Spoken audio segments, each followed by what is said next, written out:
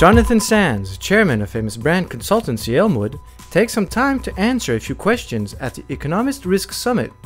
With a creative approach, Jonathan talks about risk management. I always find risk quite an interesting subject in that everybody's worried about what might happen rather than thinking, I don't care what happens, I'm always going to be okay. So in the creative industries, you're there to think about new horizons, new futures, which is about taking control in your own destiny rather than having change put upon you. So one of my favourite quotes of the moment is Archie Norman, who was previously chairman of ASDA and now chairman of ITV, once said, or gave some advice to recession virgins, and it was, the thing you have to do is to communicate to your people that this is going to be a long haul thing, and then you can get on and enjoy it. And it sounds quite perverse, but actually what's the alternative? You worry about it, and worry is debilitating.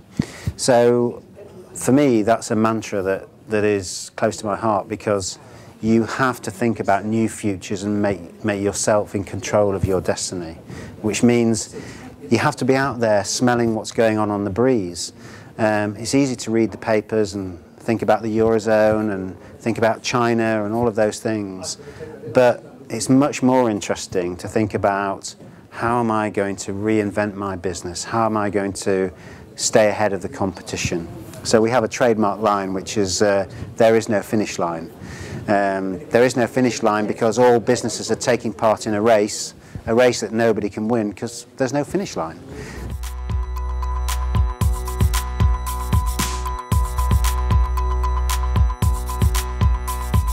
Who knows what the next technology will be that will change the game? So if I'm in retail right now, I should be very worried because shops are no longer stores, they're showrooms.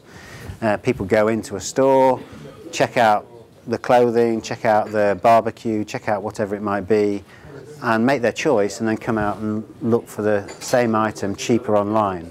So in Australia right now there are stores that are actually charging to try on clothing because they know that you're coming in to use the service to try on clothing, make your choice and then go online and buy it cheaper. So I think if you're in that market, you've got to really think about, how do I fight online? So if there's an emerging risk in retail, it's the old model is dead and there's a new model emerging. So I think there are risks everywhere, but the key is to embrace creative thinking and think your way to a new future.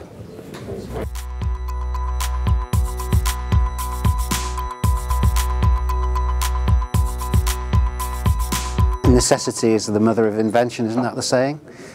In times of war, innovation increases 100-fold. So I think wherever there's a challenge, there's an opportunity. But you do have to embrace entrepreneurial thinking. And that means you have to step into the shoes of other people, because we all have baggage. The older we get, the more conditioned by what's gone before. So I know my wife likes a particular type of food. So if I want to go to a Chinese restaurant, I have to wait till I'm on my own because I know I'm conditioned to not go to a Chinese restaurant because she doesn't like Chinese food. Because I know her so well. And the older we get, the more conditioned we are because my boss doesn't like orange, so I better not design anything in orange. Or we tried that last year and it failed, so we better not try it again. So what you have to do is to step into other people's shoes and play. So I was working with a hotel chain recently, and we said if the hotel chain was run by the McLaren F1 racing team, what would they do?